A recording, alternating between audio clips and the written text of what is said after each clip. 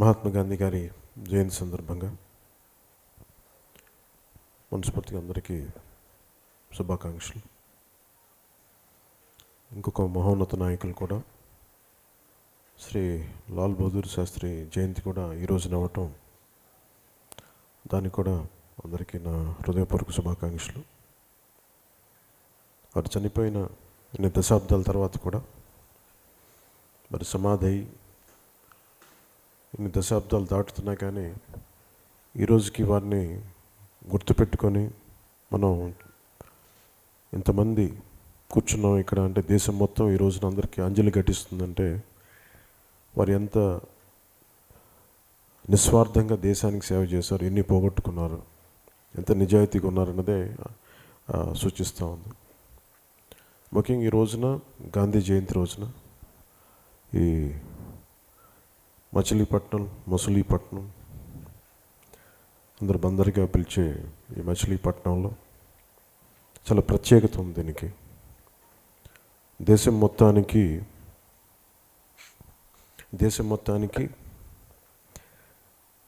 జాతీయ జెండా రూపుదిద్దిన నేల ఇది. పింగళి వెంకయ్య గారు జన్మించిన నేల ఇది. అలాంటి నేల నుంచి ఈ రోజున గాంధీ జయంతి జరుపుకోవడం నాకు నిజంగా చాలా ఆనందంగా ఉంది. బందర్ జాతీయ ఉద్యమాలకి ఇది చాలా పునీతమైన నేల ఇది. ముఖ్యంగా మనకి ఆంధ్ర జాతీయ కళాశాల నేషనల్ కాలేజ్ ఇక్కడ చాలా ప్రత్యేక పరిస్థితుల్లో పెట్టబడింది. స్వరాజ్యం కోసం నినాదాలు జోరందుకున్న సమయంలో, పోరాటాలు ఎక్కువైన సమయంలో చాలా జాతీయ ప్రేరణతోటి మనదైందని చెప్పి జాతీయ ప్రేరణ కోసం పెట్టింది నేషనల్ కాలేజ్ మన మచిలీపట్నం. అది గాంధీ గారు కూడా దివసీమలో అనేక పర్యాలు పర్యటించారు. నాకు తెలిసి 2-3 సార్లు పైనే వచ్చారు ఇక్కడికి. రెండోసారి వచ్చినప్పుడు 1921లో నేషనల్ కాలేజ్లో ఆయన ప్రత్యేకించి ఆయన లెటర్ రాసింది ఈరోజుకి అందరికీ గుర్తుంటూ ఉంటుంది. ప్రభుత్వాలు కూడా గాంధీ జయంతిని మొక్కుబడిగా జరుపుకోవడం కాకుండా ఈ రోజున శిథిలావస్థకి చేరుకొని సరైన విధి విధానాలకి నోచుకోలేకుండా ఈ నేషనల్ కాలేజీని నిజంగా దాన్ని కాపాడుకోవటం, దాని తాలూకు గొప్పతనం కోసం ఎంత మహానుభావులు అయితే వచ్చారు అక్కడి నుంచి. మనకి సర్వేపల్లి రాధాకృష్ణన్ గారు, పింగళి వెంకయ్య గారు, అడవి బాపిరాజు గారు, కవి సామ్రాట్ విశ్వనాథ్ సత్యనారాయణ గారు, అలాగే మన దత్తాత్రేయులు అని చెప్పి ఆంకాలజిస్ట్, పద్మ అవార్డు గ్రహీత నోరి దత్తాత్రేయులు అని చెప్పి ఆంకాలజిస్ట్, ప్రపంచ రినౌండ్ ఆంకాలజిస్ట్. ఇలాంటి మహానుభావులు ఎందరో వచ్చారు ఈ కాలేజ్ నుంచి. కొంతమంది అధ్యాపకులుగాను, కొంతమంది విద్యార్థులుగాను ఉన్న పరిస్థితి. వాళ్ళందరూ అంత గొప్ప వాళ్ళు చదువుకున్న కాలేజ్ కానీ, విద్య చెప్పిన కాలేజ్ కానీ ఈ రోజున ఇలాంటి స్థితిలో ఉండటం నిజంగా గాంధీ గారి స్ఫూర్తిని ప్రభుత్వం చిత్తశుద్ధిగా తీసుకెళ్లాలంటే ఒకసారి నేషనల్ కాలేజ్ పరిస్థితి ఎలా ఉంది, అది నాకు తెలిసి అది సరైన పరిస్థితిలో లేదనేది నాకు చెప్తా ఉన్నారు. ఈ రోజున యాక్చువల్గా దీనికి సరైన ప్లాట్ఫామ్ నా ఉద్దేశంలో ఇక్కడికంటే కూడా గాంధీ గారు తిరిగిన నేల, గాంధీ గారు ఉన్న నేషనల్ కాలేజీలో కనుక వీలుండడానికి మరింత బాగుండేదని నా మనస్ఫూర్తిగా నా ఆకాంక్ష. అది కుదిరితే ఈ ట్రిప్నో లేదంటే ఏదో ఒక సమయంలో గాంధీ గారు అడుగుపెట్టిన ఆయన రాసిన ఈ నేషనల్ కాలేజ్లో ఒకసారి వెళ్ళి దాన్ని సందర్శించాలని నా కోరిక. అది త్వరలో తీరుతుందని ఆశిస్తున్నాను. ఇందాక పాట వింటూ ఉంటే రఘుపతి రాఘవ రాజారాం అనేది మన దేశం తాలూకు సనాతన ధర్మం తాలూకు గొప్పతనం ఏంటంటే ఏ మతాన్నైనా సంపూర్ణంగా ఆహ్వానిస్తుంది అనేది. రఘుపతి రాఘవ రాజారాం ఈశ్వర్ అల్లా తేరేనాం అనేది యాక్చువల్లీ ఈశ్వర్ అల్లా తేరేనాం అనే వాక్యం లేదు. అది మొత్తం అది శ్రీరామచంద్రమూర్తికి అది భక్తి పాట. అది కానీ గాంధీ గారు దాన్ని మార్చి ఈశ్వరుడు అల్లా మొత్తం నువ్వే అని చెప్పి ఆ వాక్యం ఆయన చేసింది. అది మనందరం యాక్సెప్ట్ చేసాం. అది ఎందుకంటే ఈ నేల ఎప్పుడు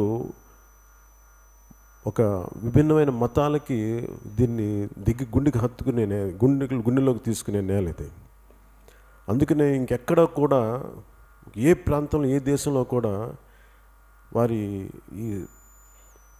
వారికి భక్తి పాటల్ని ఎవరు మార్చలేరు, ఏ ధర్మం తీసుకున్నా. కానీ ఒక సనాతన ధర్మమే అన్ని ధర్మాలని కలుపుకెళ్ళగలదు. దానికి నిదర్శనమే రఘుపతి రాఘవ రాజారాం ఈశ్వరల్లా తేరేనాం. అది యాక్చువల్గా అసలు సంపూర్ణంగా అది రామునికి సంబంధించిన పాటని ఈశ్వరల్లా చేయడంలోనే మన దేశం తాలూకు ఔన్నత్యం, మన సనాతన ధర్మం తాలూకు ఔన్నత్యం తెలుస్తూ ఉంటుంది. అలాంటి దేశంలో మనం ఉన్నందుకు నిజంగా చాలా గర్వపడాలి. అలాగే అలాంటి దేశం తాలూకు ఔన్నత్యాన్ని మరింతగా పెంచిన గాంధీ గారికి మనందరం రుణపడి ఉంటాం. చాలా త్యాగాలతో కూడుకుంది. ఈ రోజున సహాయ నిరాకరణ ఉద్యమం కానీ ఇవన్నీ చేయడానికి తనకి గాంధీ గారికి ప్రేరణ ఈ హెన్రీ డేవిడ్ థోరో అని మన వాల్డెన్ పాండ్ మీద ఒక ఆయన అనుభవాలు రాసిన Henry David Thoreau American civil వార్లో మెక్సికన్స్ మీద ఎందుకు యుద్ధం చేయాలి, నేను ట్యాక్స్ కట్టమంటే నేను కట్టను అంటే దానికి ఆయన్ని జైల్లో పెట్టారు. అలాగే సహాయ నిరాకరణ ఆయన నుంచి తీసుకుంది. అలాగే లియో టాల్స్టాయ్ కూడా గాంధీ గారి మీద చాలా అమితంగా ప్రభావితం చూపించిన వ్యక్తులు. ఈ రోజున మనకి సహాయ నిరాకరణ ఉద్యమం కానీ చాలా స్వాతంత్ర ఉద్యమాలను కానీ ఇవన్నీ తీసుకుంది హెన్రీ డేవిడ్ థోరో, మన లియో టాల్స్టాయ్ దగ్గర ప్రేరణ తీసుకున్నారు గాంధీజీ గారు. అలాంటి ప్రేరణ ఉన్న నేల ఇది మన మచిలీపట్నం. చాలా ఆశ్చర్యం కలిగింది. మొన్న మార్చిలో మనం జనసేన ఆవిర్భావ దినోత్సవం చేసుకున్నప్పుడు దారి పొడవుతా దాదాపు 10 లక్షల మంది సభాస్థలిలో ఉండి దారి పొడవు లక్షలాది జనం ఉన్నప్పుడు 11 గంటలకు కూడా ఆ సభాస్థలి దగ్గర జనం ఉంటే అది నాకు చాలా చాలా ఆనందాన్ని కలిగించింది. అన్నిటికంటే కూడా చాలామంది మాట్లాడుతున్నారు, థియేటర్స్లో జాతీయ గీతం వేస్తే కొంతమంది లెగుస్తారు, కొంతమంది నిలబడరని చెప్తూ ఉంటారు. బందర్ నేల తాలూకు గొప్పతనం, పింగళి వెంకయ్య గారు తిరిగిన నేల తాలూకు విశిష్టత ఏంటంటే సహజంగా దేశంలో చాలా చాలా అరుదుగా జరుగుతాయేమో. నేనైతే కాంటెంపరీ వర్తమాన సమయంలో నేనైతే ఏ రాజకీయ సభలో కూడా చూడలేదు. ఒక్కసారి జాతీయ గీతం ఆలపిస్తాం అని అందరూ లేచి నుంచోండి అంటే 10 లక్షల మంది మన బందరు జనసేన ఆవిర్భావ దినోత్సవానికి లేచి నుంచొని పిన్ డ్రాప్ సైలెన్స్ తోటి దాన్ని నిలబడిన విధానం నాకు చాలా చాలా కదిలించేసింది. అంటే నిజంగా కనుక మనం చిత్తశుద్ధిగా ఉంటే 10 లక్షల మంది జనం కూడా ఒక థియేటర్లో కొద్దిమంది నాకు జాతీయ గీతం వస్తే నుంచోకుండా ఉంటారేమో, కానీ 10 లక్షల మందిని ఏకతాటిపైన మన జాతీయ గీతానికి వందనం చేసే అందరినీ నిలబెట్టిన గొప్ప నేల ఇది మచిలీపట్నం. అలాంటి నేల మీద ఈ రోజున గాంధీజీ గారి జయంతి జరుపుకున్నందుకు మనస్ఫూర్తిగా ఈ మచిలీపట్నం నేలకి మేమందరం సర్వదా కృతజ్ఞత చూపిస్తాను. అంత గొప్ప నేల ఇది. ఈ నేల మేము కోరుకుంటుంది కూడా స్వాతంత్ర ఉద్యమానికి పింగళి వెంకయ్య గారు జాతీయ జెండా రూపకల్పన చేసి ఎంత దీన్ని తీసుకొచ్చారు. కరప్షన్ తోటి, దౌర్జన్యంతో, రౌడిజంతో ఈ మునిగిపోయిన మన భారతదేశానికి కూడా చాలామంది ప్రయత్నాలు చేస్తూ ఉన్నారు. దాదాపు ఎన్ని వేల బిలియన్ డాలర్స్ ఎక్కడో స్విస్ బ్యాంక్స్లో ఉన్నాయని చెప్పేసి అధికారికంగా చెప్తూ ఉంటారు. ఇక్కడ కష్టాన్ని శ్రమని దోచేసుకొని విదేశాల్లోకి దాచుకోవటం, దాంట్లో భాగంగానే ఈ రాష్ట్రాన్ని ముఖ్యమంత్రి కూడా విదేశాలకు ఎంత సంపద తరలించారో తెలుసు మీకు. ఇవన్నీ తీసుకురావాలంటే వస్తాయో లేదుగా తెలియదు, కానీ ఇంకా భవిష్యత్తులో ఇంకా దోపిడీ ఆగాలి అంటే ఎక్కడో చోట అది మొదలు పెట్టాలి. ఈ రోజున మనం అక్టోబర్ 2 ఈ రోజున మచిలీపట్నంలో చేసుకున్నాం. నా కోరిక వచ్చే సంవత్సరం 24 ఎన్నికల తర్వాత మన ప్రభుత్వం ఏర్పాటు చేసి గాంధీ జయంతిని మళ్ళీ బందర్లో జరుపుకోవాలని మనస్ఫూర్తిగా నేను కోరుకుంటున్నాను. అలాగే నేను ఒకసారి మీరు అర్థం చేసుకోవాల్సింది కూడా, అన్నీ సంపూర్ణంగా ఒక్కళ్ళమే చేయలేము. అన్నీ సమిష్టిగా కలిస్తేనే కొన్ని మార్పులు తీసుకురాగలం. సో రాజకీయ పరిస్థితుల్లో కూడా మన గాంధీ గారిని చూసి నేర్చుకోవాల్సింది. గాంధీ గారి గొప్పతనం గురించి చెప్పాలి అంటే అంబేద్కర్ గారికి, మహాత్మా గాంధీ గారికి ఎన్ని విభేదాలు ఉన్నాయో తెలుసు.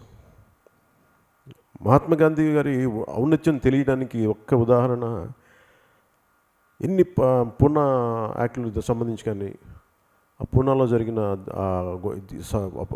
చర్చల్లో కొన్ని గాంధీ గారితో ఎంత అంబేద్కర్ గారు ఎంత విభేదించినా కానీ గాంధీ గారి గొప్పతనం సమకాలీన రాజకీయ నాయకుల్లాగా మన ముఖ్యమంత్రిలా కాకుండా ఒక మాట అంటే మళ్ళీ కూర్చొని అకారణంగా రకరకాల కేసులు పెట్టి నిరసన తెలిపితే అటెంప్ట్ టు మర్డర్ కేసులు పెట్టేసి బాధ్యతలు తీసుకుంటే నిర్వర్తిస్తే జైల్లో పెట్టేసి అలా కాకుండా అభిప్రాయ భేదాలు ఉంటాయి రాజకీయాల్లో. ప్రజల్ని ముందుకు తీసుకెళ్లే క్రమంలో అభిప్రాయ భేదాలు ఉంటాయి. ఇది మంచిదా కాదా, లేదంటే ఈ నిర్ణయం వల్ల అందరికీ న్యాయం జరగట్లేదని ఒక అంబేద్కర్ గారు చెప్పింది. ఇవన్నీ చాలా ఒక లోతైన అవగాహనతో చూడాల్సింది, ఒక ఈగిల్ ఐవ్యూతో చూడాల్సింది.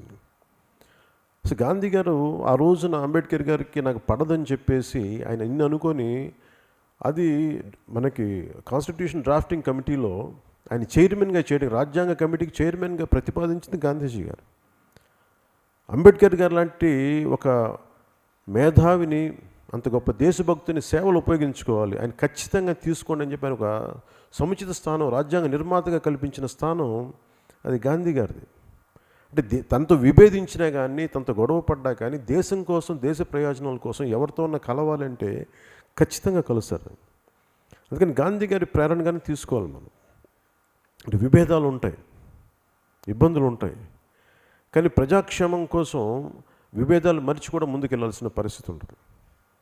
అలాగే నాకు ప్రత్యేకించి ఈరోజు కూడా ఈ రాష్ట్ర ముఖ్యమంత్రి మీద కానీ, వైసీపీ మీద కానీ నాకు ప్రత్యేకించి ఏ రోజు నాకు వ్యక్తిగతంగా నాకు వారితో గొడవలు లేవు.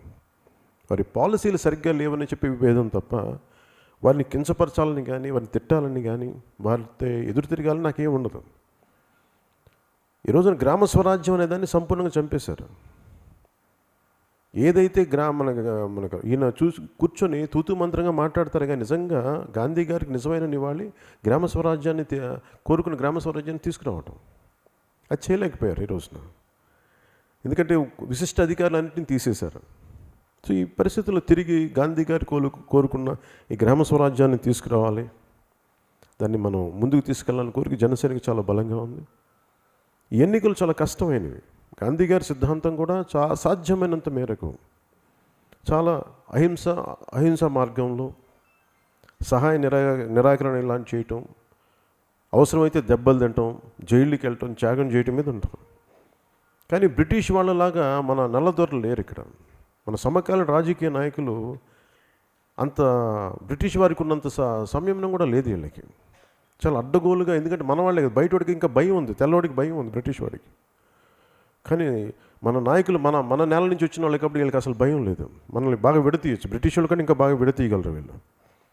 అందుకని ఒక్కోసారి గాంధీ గారి అహింస సిద్ధాంతాలను మనం ఎంత తీసుకెళ్దాం అనుకున్నా, సమయం ఎంత పాటిద్దాం అనుకున్నా కానీ ఒకసారి ఈ వర్తమాన రాజకీయ నాయకులు చేసే పరిస్థితి ఒకసారి సంపూర్ణంగా గాంధీ గారి అహింసా మార్గాలను తీసుకెళ్ళని పరిస్థితి ఏర్పడుతూ ఉంటుంది. ఒకసారి నేను ఆయనకి క్షమాపణలు చెప్పే మనసులో ఒకసారి ముందుకెళ్తూ ఉంటాను. ఈ సమకాలీన పరిస్థితులు అలాంటివి. కానీ నిజంగా రాజకీయ నాయకులు కనుక, రాజకీయ నాయకులు కనుక చిత్తశుద్ధిగా నిజంగా ఒక విధి విధానాలు తెలితే ఖచ్చితంగా సివిల్ డిజోబీడియన్స్ ద్వారా మనం చాలా సాధించవచ్చు. అలా ఆ దిశగా పాలిటిక్స్ వెళ్తే నేను ఆశిస్తూ ఉన్నాను. ముఖ్యంగా ఈ సమావేశాన్ని ఇక్కడ ఆర్గనైజ్ చేసిన బండి రామకృష్ణ గారికి, ఉమ్మడి కృష్ణా జిల్లా నాయకులకి, అలాగే దీన్ని వచ్చిన పాత్రికేయ మిత్రులందరికీ, ప్రతి ఒక్కరికి పేరు పేరున నా ధన్యవాదాలు తెలుపుకుంటూ,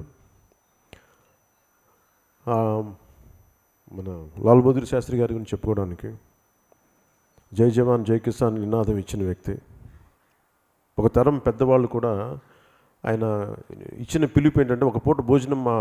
చాలామంది పెద్దలు 60 ఏళ్ళలో ఉండేవాళ్ళు అందరూ కూడా ఆ యుద్ధం జరిగిన సమయంలో ఒక పూట భోజనం మానేస్తే మీరు మన సైనికులకు అందుద్దని ఒక నినాదం. చాలామంది వాడి జీవితకాలం భోజనం మానేస్తారు, ఒక పూట, వారానికి ఒక రోజు భోజనం మానేయమని చెప్పి. అలాంటి ప్రేరణ గల గొప్ప నాయకుడు శ్రీ లాల్ బహదూర్ శాస్త్రి గారు. ఒక చిన్నపాటి యాక్సిడెంట్ అయితే ఆయన మొత్తం వదిలేసి వచ్చిన, అంటే ప్రభుత్వ వాహనం కూడా వదిలేసి ఆయన బస్సులో వెళ్ళిపోయిన మహానుభావుడు. వాళ్ళందరి ప్రేరణతోటి వచ్చే తరాలకి విలువలతో కూడిన రాజకీయం అందించాలి, ఒక ప్రాగ్మాటిక్ పాలిటిక్స్ చేయాలి, కలుషితం అయిపోయిన రాజకీయాల్లో నుంచి ఒక బురదలోంచి ఒక కమలం ఎలా పుడుతుందో, ఈ కలుషితమైన రాజకీయాల్లో నుంచి జనసేన అనే కమలం కూడా బయటికి రావాలని నేను మనస్ఫూర్తిగా కోరుకుంటా ఉన్నాను. ప్రయత్నం చేస్తున్నాం. మట్టి పడద్దని మాకు తెలుసు రాజకీయాల్లో, కానీ వీరి ప్రేరణ తీసుకొని ప్రజల కోసం మేము ముందుకెళ్తున్న ఈ తరుణంలో అందరి ఆశీర్వాదాలు ఉంటాయని మేము మనస్ఫూర్తిగా కోరుకుంటూ సెలవు తీసుకున్నాం. జై జనసేన, జై హింద్. మహాత్మా గాంధీ గారికి మరొక మారు పాదాభివందనాలు తెలియజేసుకుంటూ సెలవు తీసుకున్నాం.